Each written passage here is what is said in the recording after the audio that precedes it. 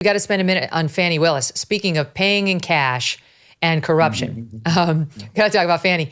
So it's amazing because you point out accurately that a presidential pardon doesn't save you from state cases. And on the back to the Trump cases, if Trump wins, he can pull the feds off of those 2 federal cases on him and make them go away before there's any trial. He can just put an end to them. But that doesn't take care of the New York case, which he's been convicted in, and it doesn't take care of the Georgia case. Now, I don't think that Trump is going to get jail time in the New York case. Others do. Others do think he might, because this judge has been so rabidly partisan. It's tough to put it by him. But that leaves us with Georgia. And Phil and I were texting earlier today.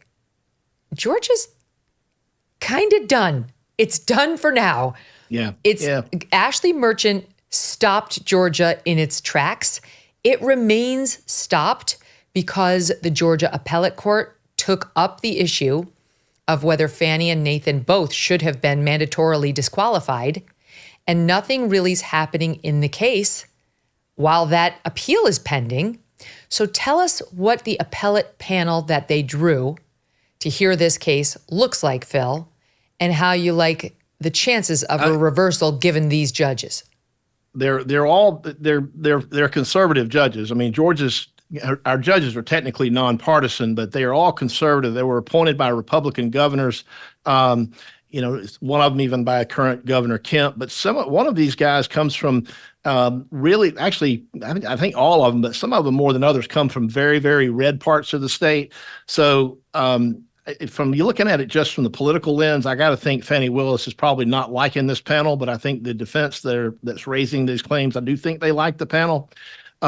They've got to get 2 of the 3 to reverse Judge McAfee. And if that happens, let's say Fani is removed from the case, and let's say the case is not dismissed, there's nobody else reasonably going to be able to take up this case and run with it, because they would have to go back and do all this work over again to remove the odor of mendacity, so to speak, and to clean up the mess that Fani Willis has made. So if she is removed, I think that's effectively the end of this case.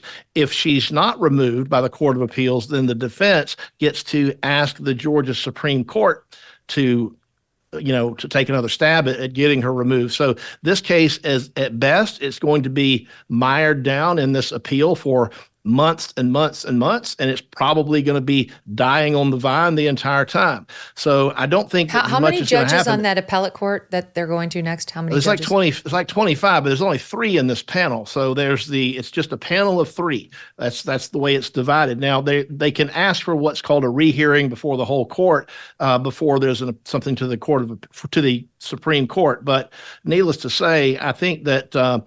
To me, I think the appeal is looking very strong from the defense side. I think that it's very likely they're going to rule that she's disqualified, if nothing else, for the out-of-court statements that she made where she's slimed the defendants and their lawyers. That's just absolutely unethical, and that's enough, I think, to get her disqualified, notwithstanding the affair. But I think Georgia, one way or another, is dying on the vine. I agree with you. Viva, you were shaking your head yes when I said some lawyers think this judge will give Trump jail time. Are you one of them? I think it's more likely than it was before. I mean, I keep making the joke that they found another Rubicon to cross and they keep upping the levels of the insanity. They didn't go through a 6-week trial so the judge could issue a $5,000 fine against Trump. I mean, it's going to have to be more than $500. I don't know what the statutory limit of any fine Merchant can impose is, but they're going to try to do something punitive, but not sufficiently egregious that it gets overturned on appeal. I'm not convinced anymore. How about suspended sentence? Well, maybe like, or I don't know, something nominal, something symbolic. So they could say not only is he a convicted felon, but he went to jail or he had to go to jail for a day. I don't know, but there seems to be no limit to the insanity. And also just to go back to the idea of Biden pardoning Hunter, or if he loses. I said this before, and it's only a question of how it's going to come to be. I don't think Biden's going to be on the ticket. And so my longer play here is thinking, is this what we call the deep state or the administrative state? Is this the powers that be lining it up so that Biden is either has to be removed, or some other force intervenes? Grand Canyon University, a private Christian university in beautiful Phoenix, Arizona, believes in equal opportunity and that the American dream starts with purpose. Change the world for good by putting others before yourself. Whether your pursuit involves a bachelor's, master's, or doctoral degree, GCU's online, on-campus, and hybrid learning environments are designed to help you achieve your unique academic, personal, and professional goals. With over 330 academic programs as of September, GCU meets you where you are and provides a path to help you fulfill your dreams. The pursuit to serve others is yours. Let it flourish. Find your purpose at Grand Canyon University. Private, Christian, affordable. Visit gcu.edu. Hey, thanks so much for watching. If you like what you just saw, hit the subscribe button for more clips and full episodes.